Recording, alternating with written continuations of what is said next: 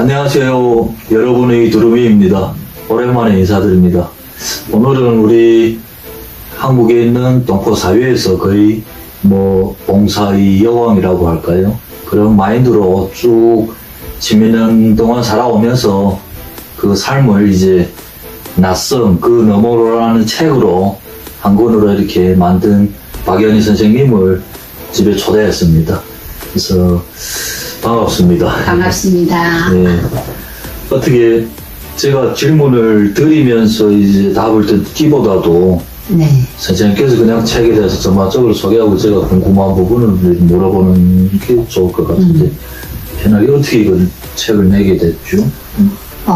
책을 내려고 생각한 건 아마 한국에 들어오면서부터 생각을 했어요. 아, 그래요? 네, 근데 첫 시작은 내가 수필집이 아니었고, 처음에는 중국에서 그 연길시 알랑 방송에서 심리 상담 프로그램을 내가 했어요.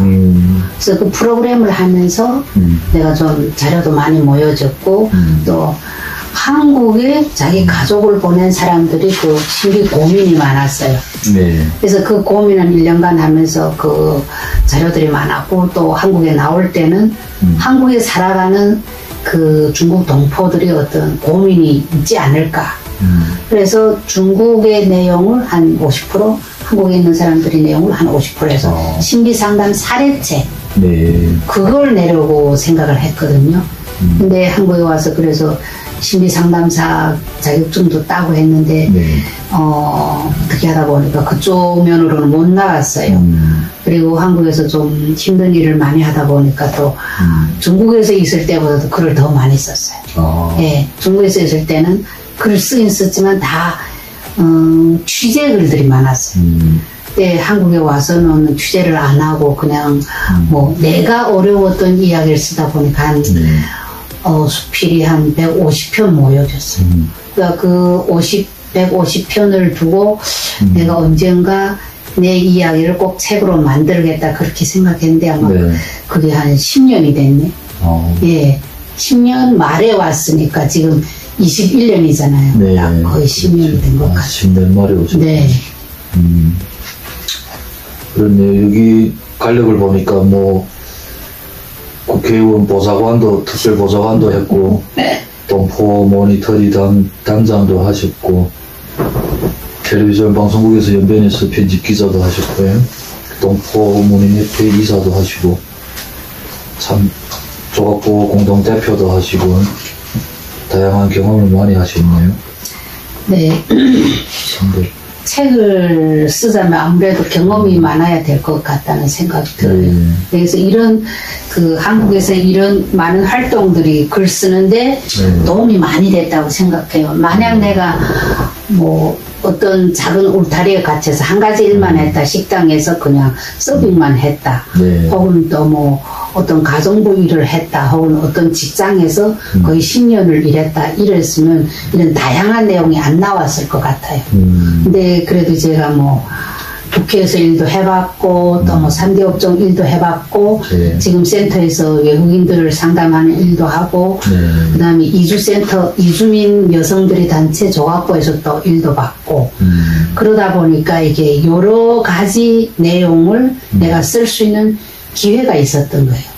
그래서 그 경험을 바탕으로 글을 썼는데, 이 책을 통해서 여러분들이 왜 책을 냈냐 그런 문의가 많습니다. 그래서 책을 내는 목적은 많은 사람들이 좀 내 글을 좀 자랑하자 그런 것도 없지 않아 있겠지만 나는 주로 그 자랑보다도 내가 겪어보니까 한국 사람들이 중국 동포를 이해하는 면에서 조금 많은 내용이 부족한 것 같다. 그리고 내가 또 한국인들을 바라보는 어떤 입장, 한국인이 또 중국 동포를 바라보는 입장, 그게 너무 달라서 왜서 다른지, 그 다름이 어디에서 표현되는지를 내가 이 책을 통해서 한국인들한테 혹은 중국 동포들한테 알려주고 싶은 그런 욕심에서 책을 냈습니다. 좋은 취지로 이렇게 책을 내셨네요. 많은 분들이 읽어주시면 감사한 거죠. 그리고 또 중국 동포를 연구하는 혹은 또 다문화를 연구하는 그런 교수님들이 계신다면 네. 저희 책이 좋은 자료가 되었으면 좋겠다는 그런 바람이 있습니다. 이 책을 뭐 구매하려면 아직 서점에 안 나갔죠? 네네, 아직 서점에는 못 내놨고요. 개인적으로 뭐 개인 카카오톡이나 또 이메일 주소를 제가 신문 기사를 통해서 공개를 했습니다. 아, 그래요? 네네, 그래서 그쪽으로 연락 주시면. 이 책에도 이메일은 아마 제가 공개한 것 같아요. 네. 그러면 영상에 제가 밑에 이제 이메일 주소만 이렇게 네네. 선생님 거를 네네. 집어넣으면 네. 그쪽으로 연결 하면 되겠네. 아, 여기 이메일 주소 있네. 네, 메일 주소는 넣은 것 같습니다. 책값은 12,000원이고요. 네, 맞습니다. 책값이 그 도서 어디에 의해서 10% 이상을 할인 못하고 있다고 그러더라고요. 예, 그런 얘기를 들었습니다. 근데 뭐 팔리는 것보다도 네. 많은 사람들이 좀 읽어줬으면 하는 그런 바람이 더 큽니다, 저는. 그렇네요. 아니, 저는 어떻게 또 뭐, 우리 스토리 창고를 보고 구매를 하는 분들한테 이제 이벤트 차원에서 뭐 한 10% 할인해서. 그거 가능합니다. 가능한가? 얼마든지요, 예. 아유, 감사합니다. 가능합니다, 네. 근데 스토리 창고는 봅니까, 가끔? 지금까지는 몇 개를 못 봤습니다. 죄송합니다. 바쁘셔가지고. 예, 이게 또 연말이라 서울시에서 요구하는 자료들을 예, 맞아요. 그 숫자 맞춤을 하느라고 돈 쓴 거 맞춰줘야 되고 또 몇 명이 또 센터를 방문했는지 그 중에 또 각 나라별로 중국 몇 명, 필리핀 몇 명, 베트남 몇 명 그걸 하느라고 아주 제정신이 없네요.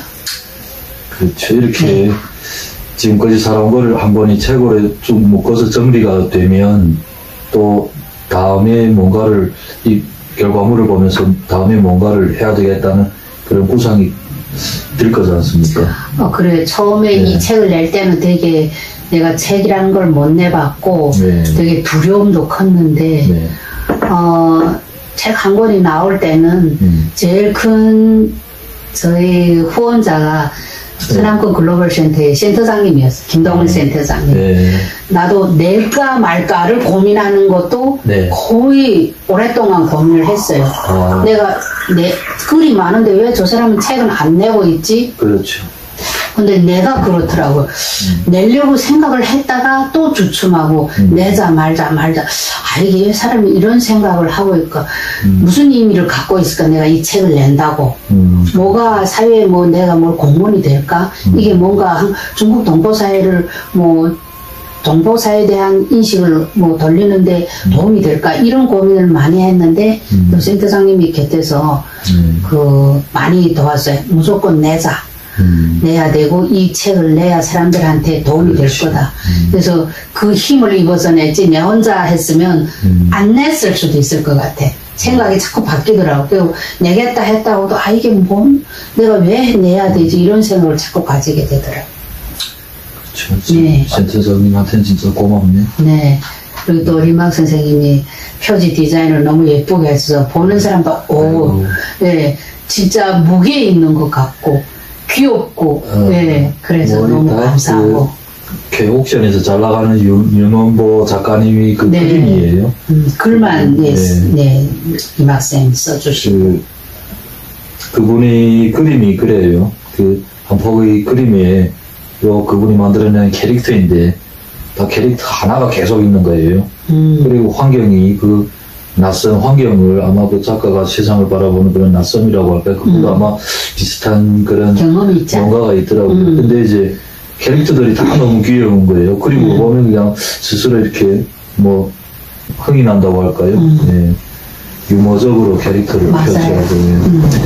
그래서 선생님 그 책 제목을 딱 얘기하는데 그림이 딱 떠오르더라고요. 그랬구나. 그래서 작가님한테 전화하니까 쓰셔도 됩니다 하고 그러더라고요.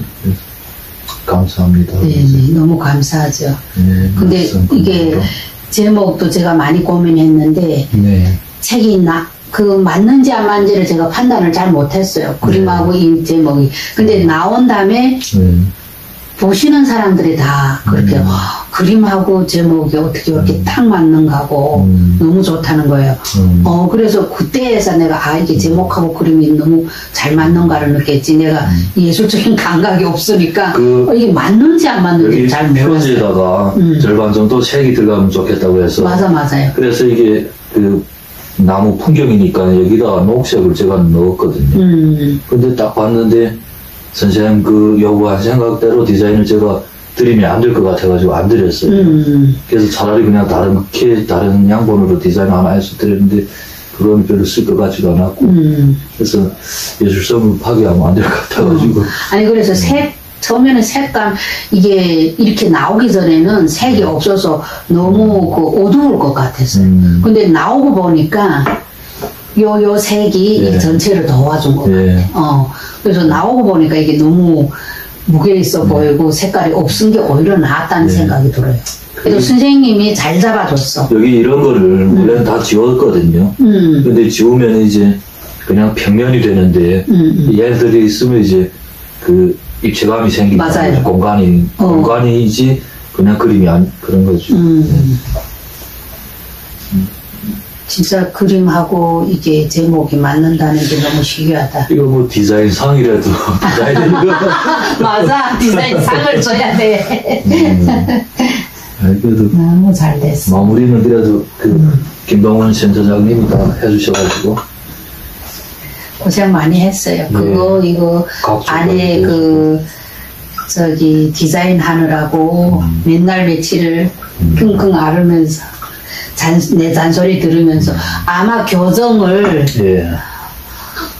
몇 번 봤다 아까 몇 교를 봤다고 아까 20교는 봤을 거예요. 마지막 이 안의 내용을 작가보다 더 잘 알아요. 무슨 단어 몇 페이지 이런 거 다 알아. 그래도 뭐 지나고 다 그렇긴 하지만 그래도 영상에 한번 고맙다는 말 하나. 그렇죠. 김동원 센터장님 하시면서 수고 많으셨고 제가 절대 안 잊겠습니다. 우리 언제 한번 봐야죠. 멋지게 합시다. 너무 고생하셨어요. 진짜. 그리고 가까이에 있기 때문에 수정을 빨리빨리 할 수 있었고 한 센터에서 그래서 다른 일을 못하면서도 너무 미안하죠. 그게. 뭐 술하고 장소는 제가 뭐 얼마든지 제공해드릴게요. 대사관에서 건너온 술도 지금 그대로 있죠. 이거는 이제 선생님 똥이 있어야 딸 수 있어요. 준다면 선생님 권리입니다. 그래서 책 한 권을 내고 보니까 조금 욕심이 생겨요. 처음에는 한 권으로 그냥 이거 못 해먹겠다 했는데 어쩌면 내가 좀 더 노력만 하면 나머지 지금 이게 150에서 40개 나갔다 하면 10개를 버린데도 100개가 있잖아요. 작품이. 그거에서 모이면 한 권이 더 나오지 않을까. 아니면 내가 이제 한국에서 또 살아가면서 어떤 새로운 일을 또 시작해야 되는 거잖아요. 그러면 새로운 일을 하면서 좀 모아갖고 그 속에서 얻는 느낌을 얻어서 한 권이 더 나올 수도 있지 않나. 그런 욕심을 내게 된 거죠. 그렇네요. 혹시 뭐 그 책을 만들면서 결과물을 보면서 아쉬웠던 부분은 없을까요? 처음에 그 사진을 넣는 것 때문에 선생님하고도 마찰이 생기고 센터장님하고도 마찰이 생기고 이동열 회장님하고도 마찰이 생겼어요. 그러니까 그래서 내가 나는 그냥 사진을 많이 놓고 싶은데 다른 사람들은 아니라 하니까 내가 하루 서점에 갔어요. 하루 정도 그 안에 책들을 글을 본 게 아니고 도대체 사진이 들어간 게 몇 건. 근데 내가 보고 깜짝 놀랐어요. 연예인들이 자서전만 책이 들어간 거예요. 사진이. 사진이 들어가. 그래서 내가 좀 촌스러운 생각이었구나. 이걸 느꼈어요. 작가분들이 그런 수필집에는 사진을 안 넣어요. 근데 나는 고집이 세니까 꼭 넣어야 되겠다고. 센터장님도 그렇고 쌤도 그렇고 이동열 회장님도 책에 사진을 넣는 게 그냥 앞두짝에다가 한 서너 장만 넣자. 근데 내 마음은 그냥 아닌 거예요. 이걸 이길 수가 없는 거예요. 그래서 갔는데 보니까 연예인들 자서전만 막 사진이 막 채색으로 들어가는데 난 채색으로는 못하잖아요. 그래서 마음을 비웠어요. 아, 어떻게 할까? 그러면 내가 그냥 책을 그냥 사진을 몇 개만 선택하고 내가 버리자 이렇게 생각을 했는데 또 글을 편집하다 보니까 센터장님이 하는 게 또 남은 자리에다 또 이미지를 넣어야지 너무 빈 공간들은 또 이상하다 그러는 거예요.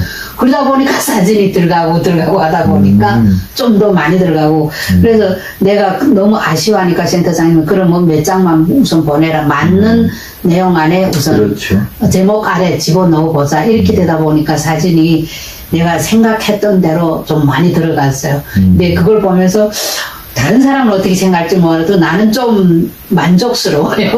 사진이 들어간 것이. 네, 너무 만족스러워요. 그 목서를 봐도 목서 하나하나가 다 책 제목이네요.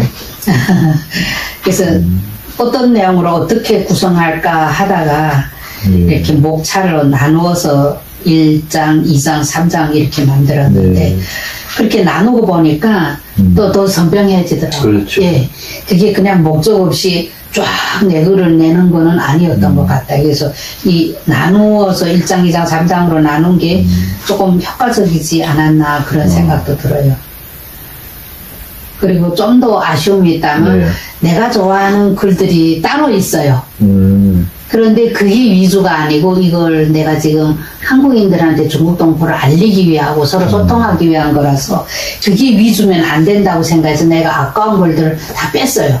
아깝지만 그리고 그 동포 사회하고 한국이 이어질 수 있는 그런 글들 예를 들면 결혼 문화의 차이, 노래방 문화의 차이, 그 다음에 또 어떤 문화적 음식 문화에서의 차이 뭐 이런 점들을 대한 글을 쓴 걸 더 위주로 넣었어요. 그러니까 그런 내용이 많이 들어가다 보면 혹시 그 독자들한테 이제 책을 읽는 그런 뭐 팁이라고 할까요?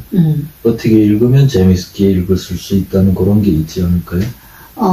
그냥 처음부터 이렇게 쭉 읽는 네, 그거는 아닌 것 같고 나도 남이 책을 그렇게 잘 읽는 사람이 아니에요. 나는 작가를 보고 책을 읽어요. 무슨 뭐 그 내용을 잘 모르니까 그래서 어느 작가를 좋아하면 그 작가 책을 읽거든요. 근데 제가 유명하지 않기 때문에 나를 보고 책을 읽을 수는 없잖아요.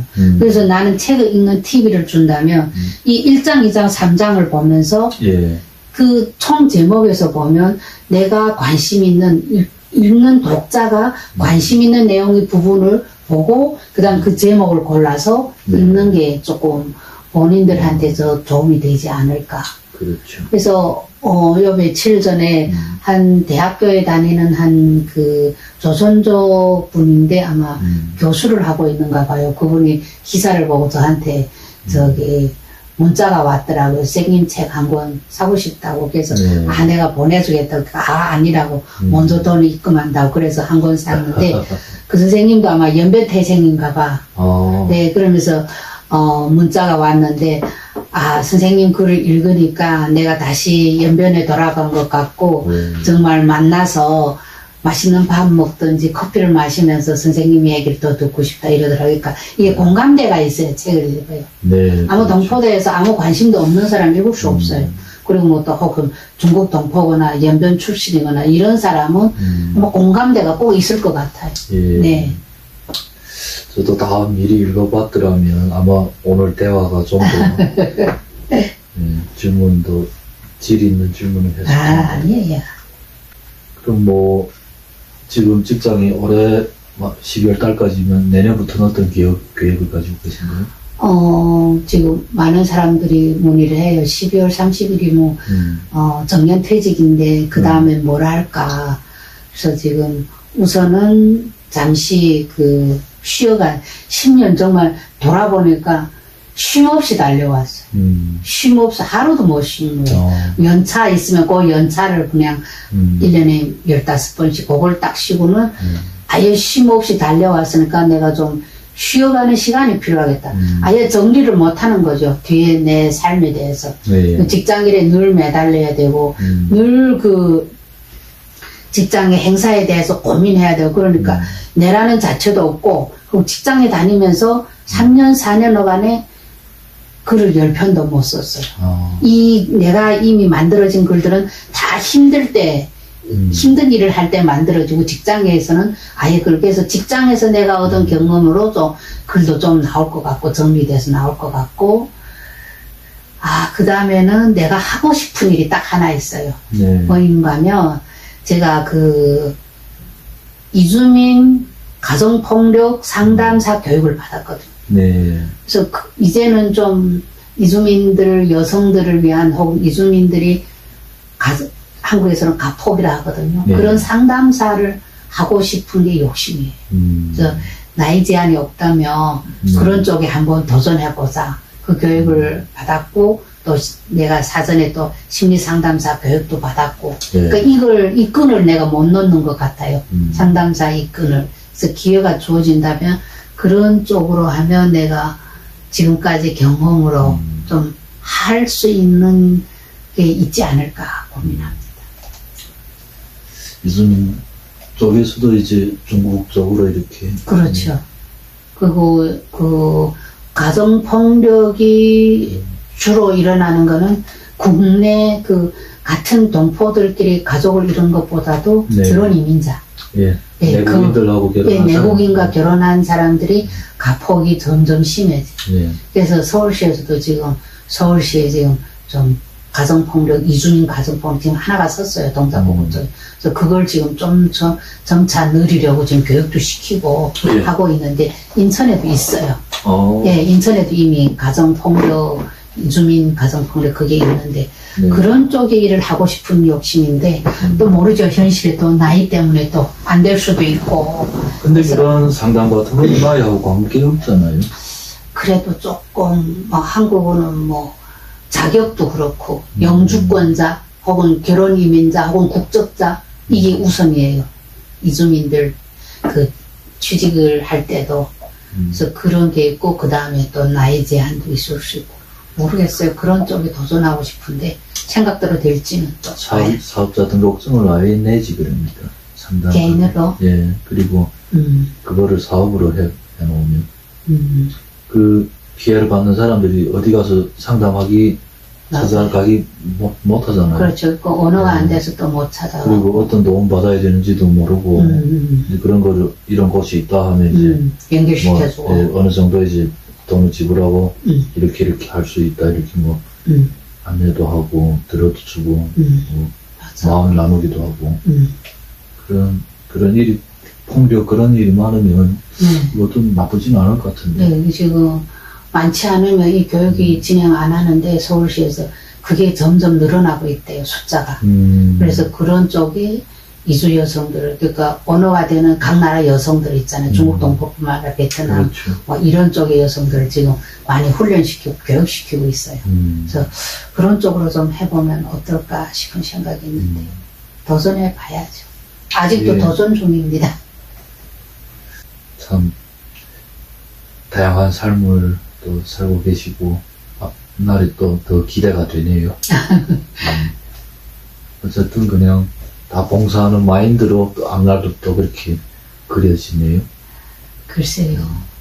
본인이 몸을 위해서 좀 이렇게 뭔가를 배려도 하고 이제 여행 그런 계획이랑 있는 줄 알았는데 나도 그래서 이게 직장 그만두면 코로나 걸리기 전에는 대만, 짱자지 이런 쪽으로 가고 싶은데 지금 상황에서는 무슨 제주도 못 가는데 어떻게 중국을 가겠어요. 그러니까 그거는 조금 나야 될 것 같아. 코로나가 조금 지나야 여행 같은 거 아니면 이게 코로나 불려있으면 내가 거의 6개월을 한 달에 한 번씩은 외국 가고 싶어. 그게 그런데 지금 이 상황에서는 아예 못하니까 그게 조금 아쉽네요. 그래서 그런 줄 알았어요. 나도 이게 코로나 불리고 퇴직하고 이러고 나면 아마 내가 여행을 정신없이 다닐 것이다 생각했는데 현실에 이게 부딪혀서 내가 가고 싶은 집도 고향도 못 가는데 어디로 갈까. 너무 한심해서 나도 또 건강도 좀 챙겨야죠. 네. 네. 맞습니다. 건강이 우선이니까 건강 잘 챙겨야 또 일도 할 수 있고. 아이고, 오늘 귀한 얘기를 잘 들었습니다. 아, 저도 감사합니다. 또 이런 기회를 주셔서 유튜브에 나올 수 있는 기회도 주셨고 해서 감사합니다. 뭐, 이 말은 꼭 하고 싶다는 그런 부분이 있으면. 네. 막, 이 책이 너무 재밌다. 네. 이 책을 꼭 읽어라. 이런 얘기는 못 하겠어요. 왜냐하면 지금 나도 책을 그렇게 막 읽을 기회도 없고 시간도 없고 하는데 사람들이 굳이 이 책을 구매해서 볼까? 그게 아니라 네. 어떤 사람들이 볼 수 있는가 하면 다문화를 연구를 하시거나 혹은 또 중국 동포에 대해 관심이 있거나 이주민에 관심이 있거나 혹은 중국 동포 자신이면 이 글이 내 얘기가 될 거예요. 예. 내가 살았던 얘기가 될 거예요. 나라고 그냥 10년 와서 막 좋은 일만 있은 건 아니잖아요. 예. 울고 불고 막 비행기를 보고 맨날 그랬던 사람이기 때문에 중국 동포들한테는 내 얘기가 될 거고 네. 한국 분들한테는 그래도 중국 동포를 알아가는데 이 글을 읽으면 조금 그래도 도움이 되겠다. 그 생각은 하고 있습니다. 근데 요즘 책이 얼마나 많이 나오는데 그 사람들은 자기 책 사달라고 막 그렇게 홍보해도 잘 안 팔리는 시장에. 나는 그렇게. 예, 홍보를 한다고 뭐 읽어주겠어요. 필요에 의해서 봐야죠. 예. 그런 필요에. 혹시 중국 동포들은 자기한테 이 책을 보면서 위로를 느낄 수도 있을 것 같아요. 왜냐하면 내가 중국에서의 삶, 한국에서의 어려움, 우리가 왜 달라서 이런 차별을 받아야 되는지 그런 얘기가 있기 때문에 중국 동포들한테는 위로가 되고 한국 사람들이 늘 이 중국 동포는 왜 같은 문화를 가지고 있는데도 왜 이렇게 우리하고 다를까? 그 좀 그랬던 분들이 많을 거예요. 제가 강의를 다니면서 보면. 그래서 그런 분들한테 다소 어떤 도움이 됐으면 하는 그런 바람입니다. 왜 다를까요? 제가 나름대로 생각한 게 있어요.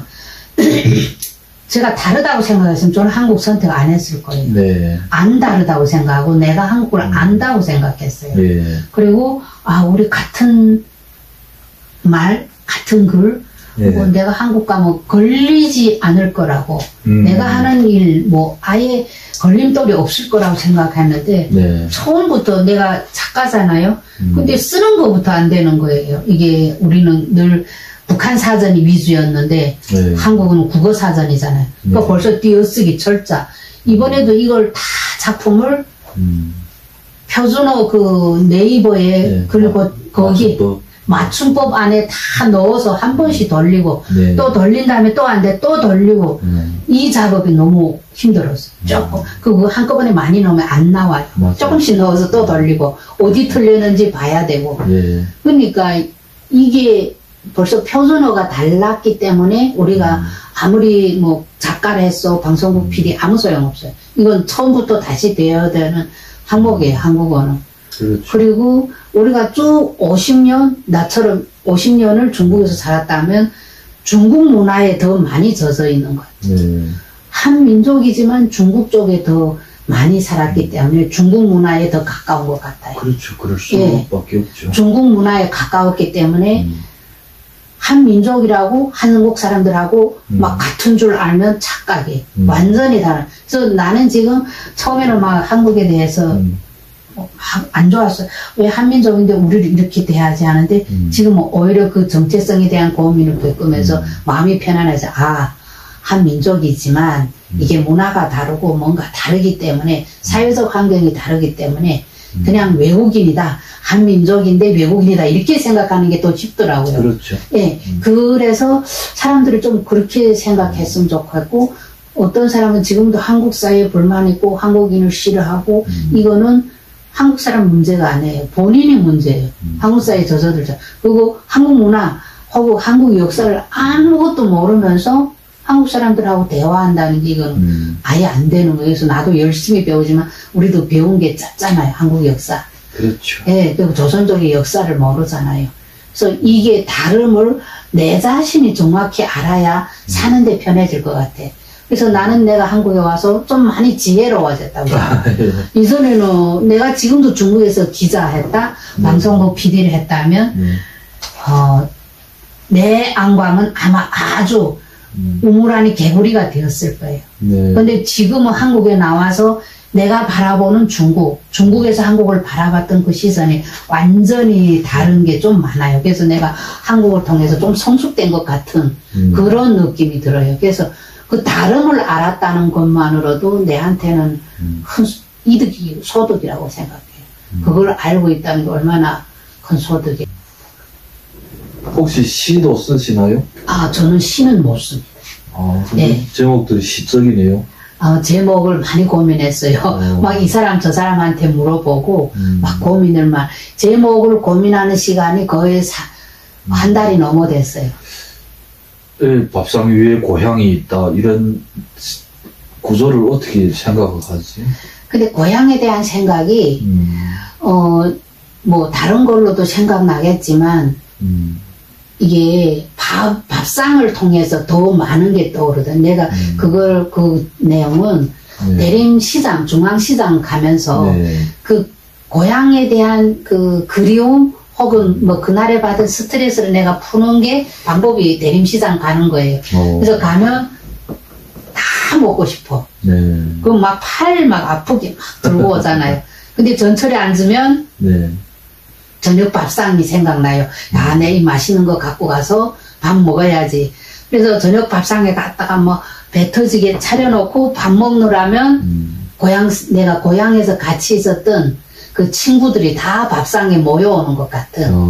그래서 밥상 위에 고향이 있다 했는데 그 글은 내가 써놓고도 늘 읽을 때마다 조금 가슴이 찡해지는 그런 글들이에요. 죽음 넘어 떠나는 여행 뭐 이런 거. 그래서 그거는 우리 친구가 막 기절초풍을 하고 너는 왜 벌써부터 죽음 생각하고 이런 글을 쓰냐고. 근데 그 계기가 제가 너무 존경했던 저 조각보의 회원 한 분이 한국분이 있었는데 3일 전에 만났어요. 근데 너무 이렇게 봉사정신이 높고 이주민들을 많이 생각하는 한국 여성이. 근데 49인가 45인가 그 제주도 여행을 간다고 준비를 다 해놓고 있다가 샤워를 하다가 집에 사람이 없어서 샤워실에서 넘어졌는데 4시간 거기 있다가 그냥 돌아간 거예요. 3일 전에 만났던 친구거든요. 그렇게 좋아. 그래서 거기를 갔는데 우리는 그러니까 그 장례식장에 별로 몇 번 한국에 와서 나는 몇 번 못 가봤어요. 근데 그 장례식장에는 막 갔거든요. 갔는데 그 사람이 그 사진을 걸어놨고 거기다가 목사 이렇게 뚝 썼더라고요. 그래서 그걸 보면서 마음은 슬픈데 또 뭐가 웃겼냐면 장례식장의 음식이 왜 그렇게 맛있어요? 한국 장례식장의 음식이.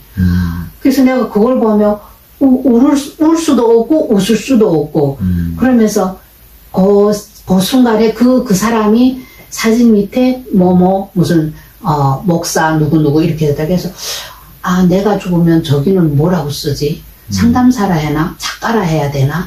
저기에다 내 글을 내는 뭐가 될까? 그래서 그 생각이 확 돌아서 집에 돌아와서 글을 쓴 거예요. 그래서 내가 어느 날 죽는다면 나는 어떤 그 과정이 있을까? 그래서 뭐 죽은 다음에 꽃은 어떻게 됐으면 좋겠고 내가 또 죽은 다음에 이름 앞에 뭐가 붙여졌으면 좋겠고 내가 죽으면 어떤 사람이 왔으면 좋겠고 그 다음 사진은 또 어떤 사진을 그래서 그걸 상상하면서 썼는데 막 친구들 기절초풍해요. 왜 그걸 쓰냐고. 근데 나는 그게 필요하다고 생각해요. 선생님한테 어떤 타이틀이 불러지면 좋을 것 같습니까? 작가라는 타이틀이 좋습니까? 그냥 작가라고 해도 되고, 지금까지는 내가 책을 못 냈다는 그런 자책감 때문에 작가라고 못 쓰고, 그냥 글쓴이라고 했어요. 작가라는 게 꼭 책을 낸다기보다도 글을 쓰면 작가 되잖아요. 단편씩 어디 인터넷에 발표하거나, 그리고 그 작가라는 그 기준을 누가 결정해 줍니까? 너는 이제부터 작가다. 너는 아직은 아니다. 이거를 누가 합니까? 근데 내 마음에 늘 이게 책을 내야 작가다. 나는 이 기준이 있었어요. 그래서 이제는 작가라고 할 수 있는데 그 전까지는 그냥 글쓴이 이렇게만 했거든요. 책을 한 권 내고 작가라고. 그렇지. 또 그것도 아니네. 한 10권쯤 내야 되는데. 그래, 어떻게 불려진 거에 대해서 강요하는 거는 욕심인 것 같아요. 남들이. 그래요. 그냥 남이 어떻게 불러. 그렇지. 막 유명한 작가님, 베스트셀러, 이게 중요한 게 아니고, 사람들 이미지에, 저는 열심히 사는구나. 그냥 그러면 되지, 뭐. 제가 이거 읽어보지는 못했지만, 이제 그림 전공이다 보니까, 빨간색은 그리움이다라는 이 목차가, 예, 관심이 가네요. 그리움이 빨간색이 중국 국적이라서 그런 거예요. 그래서 나는 한 민족이기 때문에 나는 빨간색은 아니다. 싫다. 난 중국에서 빨간색이 싫었어요. 너무 한족 절반, 조선족 절반이 직장이 500명이 250 탁 나눠져 있는데 그 한족들과 늘 부딪히는 거예요. 우리가 늘 전쟁. 그래서 한족 빨간색이 나는 아닌 줄 알았어. 그게 정말 뛸 데 없이 국적에 따라서 나는 빨간색이더라고요. 그래서 내가 어디에 가서 그걸 확 느꼈는가 하면 사천성에 갔는데 거기 그 사천성 그 성도에 거기에 관우랑 뭐 그런 그 묘가 있어요. 거기에 한번 갔는데 들어가는 문부터 시작해서 막 빨간색으로 다 칠해져 있는 거예요. 그래서 그게 충격 먹었어요. 아, 중국에 있었는데도 이렇게 많은 빨간색을 못 봤는데 쭉 자란 거 내가 뒤돌아보니까 우리 홍소병 이게 넥타이 빨간색이었잖아요. 그 5년을 똑같이 맸어요. 홍위병 완장도 빨간색이었어요. 그래서 내가 빨간색에서 살았구나. 내가 바라는 빨간색은 결국 중국에 대한 그리움이다. 예, 그걸 판단을 한 거죠. 그래서 빨간색이 그립니다. 마지막으로 하나만 더 질문하기 싶은데, 사실은 남북 통일에 대해서 저희가 뭐라고 왈가불가할 수 있는 그런 입장도 아니고, 여기에 보니까 3장에 통일과 화합의 미래를 꿈꾸며라고 해가지고 이제 진정한 통일이다라는 제목도 있는데, 어떤 내용인지는 모르겠지만, 그러면 남북의 통일이 만약시 추진 중이거나 이루어진다면 우리 또 중국 국적을 가진 한민족, 이런 사람들이 역할이 뭔지 그 부분이 좀 궁금하긴 합니다. 나도 그 통일에 대한 생각은 중국에서 아예 못했죠. 그렇죠. 왜냐하면 우리가 논할 수도 없잖아요. 통일에 대해. 그리고 통일이 남과 북이 일이지 내하고 뭔 상관이 있어? 그렇죠. 이런 생각을 쭉 가지고 있었어요. 근데 내가 조각보라는 그 이주 여성 단체에 들어가니까 탈북민이 위주였어요. 탈북 여성 위주였거든요. 그래서 탈북 여성 위주다 보니까 우리가 통일에 대한 얘기를 자꾸 하게 되는 거예요. 조각보에서. 그 다음에 한국에서 막 통일이 이슈가 됐잖아요. 이슈가 돼서 많은 사람들이 통일을 얘기하는 거예요. 근데 나도 저 통일에 대해서 뭔가 알아야 될 것 같은 이런 뭔가 그게 있었어요. 그래서 나도 통일을 막 6.25 전쟁 막 책자도 갖다 보고 통일이 도대체 그러다가 여론에서 중국 동포들은 어떤 게 좀 여론이 안 좋아. 중국 동포들은 만약 전쟁이 일어나면 총부리를 한국이 돌릴 거다. 막 목사가 그런 엉터리 없는 얘기도 하고 중국 동포들이 분명히 통일해서 역할을 할 수 있는데도 그 역할이 한국 사람들한테 인식이 안 되는 거예요. 그래서 나는 그런 얘기를 해요. 통일이 일어났다 해서 중국 동포들 일자리가 통일이 된다는 이런 어떤 프로그램이 있다 해서 중국 동포들이 돈을 벌거나 직접 총을 들고 이게 아니고 만약 통일이 된다면 중국 동포가 어떤 역할을 할 수 있을까 그 고민을 했는데 나는 지금 이주민이 지금 한 200만 명 정도 되잖아요. 근데 이게 한국 사회에서 이주민에 대한 정책이 별로 없고 잘 안 돼 있어요. 다문화 사회라 하면서도. 그러면서 북한과의 통일 이게 흡수가 된다면 북한민은 이주민보다 더 이해하기 힘든 사람들이에요. 왜냐하면 그 봉쇄적인 체계에서 자랐잖아요. 그렇기 때문에 한국인들하고 통일도 그랬지만 한국인들하고 만약 통일됐다면 이게 더 어려운 과제가 된단 말이에요. 그러면 이 중에서 누가 역할을 할까? 우리는 북한에 대해서 한국보다 더 잘 알고 있다. 한국에 30년 지금 한중 수교가 어라지 않으면 30년이잖아. 네, 그러면 우리는 한국도 알고 있다. 이 중간 역할을 분명히 중국 동포가 할 수 있다는 얘기. 중간에서 서로 화해하고 같이 할 수 있는 일들 프로그램이 엄청 많을 거다. 그래서 내가 그 문장에서 만약 통일이 된다면 내가 북한에서 할 수 있는 일이 뭘까? 그 내용도 있어요. 우리가 예조각보에서 난 뭘 하겠다, 뭘 하겠다. 사람마다 다 달라요. 그래서 그걸 생각하면서 분명히 이 통일에서 중국 동포가 할 수 있는 일이 있다. 그것은 어떤 이런 저기 중간 매제 역할도 매개체 역할도 할 수 있지만 다른 하나. 이 통일에서 중국 동포들이 통일을 위한 아직 통일이 내일 모레는 아니잖아요. 그럼 통일을 위해서 한국이 뭔가 조금 뭔가 일을 해 나가야 되잖아요. 그러면 이 통일을 위해서 할 수 있는 일이 뭐가 될까? 우선 나는 한국 사회가 이주민 혹은 중국 동포를 포용하는 게 통일을 위한 밑거름이라 생각해. 지금 이주민을 포용할 수 있는 한국 사회가 아니에요. 그냥 배척이에요. 뭐 재난지원금 왜 외국인들 돈 줘야 돼? 우리 세금인데. 그렇지. 근데 우리가 낸 세금인데 한국인들은 본인들이 세금이라 우리도 외국인들도 분명히 99.9% 세금을 내고 있는데도 외국인들이 세금을 안 낸다고 생각하고 그러면 이게 이주민들을 포용 못하면서 탈북민들이 왔는데 바로 안아줄 수 있을까? 이건 절대 불가능해요. 지금 동서도 통일도 독일도 그렇게 통일된 후에 그런 모순이 많아지는데 한국도 그런 걸 넘을 수 있는 벽이 아니거든요. 그렇다면 그 속에서 중국 동포가 나는 그런 일에 힘을 좀 내고 싶어요. 이주민들하고 한국인들이 서로 포용할 수 있고 이해할 수 있고 윈윈할 수 있는 그런 기회가 통일을 위한 그런 밑거름이 되겠다. 그래서 그걸 알려주고 싶어서 제가 그 제목을 아이고 질문을 잘 드렸네. 마지막에.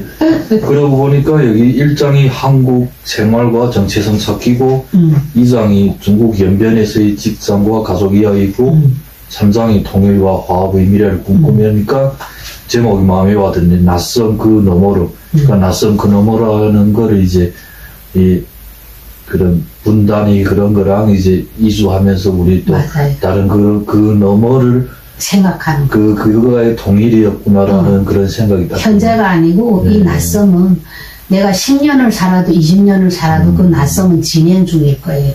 그리고 그 너머로 낯섦에서 머물지 말고 그 너머로 가서 우리가 할 수 있는 것 그런 생각이 들어요. 이 한 권의 그 통일에서의 중국 동포들의 역할이 키가 여기에 들어가 있다고 보면 감사합니다. 꼭 그렇게 됐으면 좋겠어요. 네. 난 그걸 자꾸 강조하고 싶어. 중국 동포들이 그냥 돈 벌어서 집에 보내고 여기에서 가족 꾸리는 게 그런 역할뿐이 아니다. 분명히 한국 사회 그리고 통일에서 우리가 할 수 있는 일이 너무 많다. 그걸 늘 강조하고 다닙니다. 오늘 그래도 마지막에 그래도 딱 답을 찾았네. 마지막에 답을 찾았어요. 네, 얘기를 나누다가 네. 책정을 낯선 그 너머로 그 너머로 뭐 개인적인 그런 생각이 그 너머인가 그런 건 뭐 어떤 너머인가 원래는 낯선 그 너머의 그 공간인가 아니면 그런 거에 대해서 질문을 던지려고 했었는데 답이 딱 있네. 장을 보니까요. 대답을 찾았습니다. 야, 그렇구나. 이거 그러면 우리말을 사용하는 사람들이라면 다 봐야 될 책이네요. 글쎄요. 네.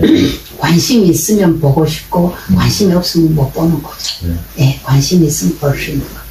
그 아래에 지금 말이 나갈 때 아래에 그 메일 주소를 넣을 테니까 네. 그 메일로 직접 연락하셔가지고 한번 읽어보시기 바랍니다. 많이 사랑해 주세요. 그리고 스토리 창고에서 보고 연락드린다고 하면 10% 할인해 드리지 맞습니다. 않을까. 할인해 드립니다. 감사합니다. 네. 사인 하나 해주시면 이분은 문헌보 선생님이라 할까? 어떻게 작가님이에요? 작가님이라고 해야죠. 선생님은 너무 평범한 그렇죠. 작가한테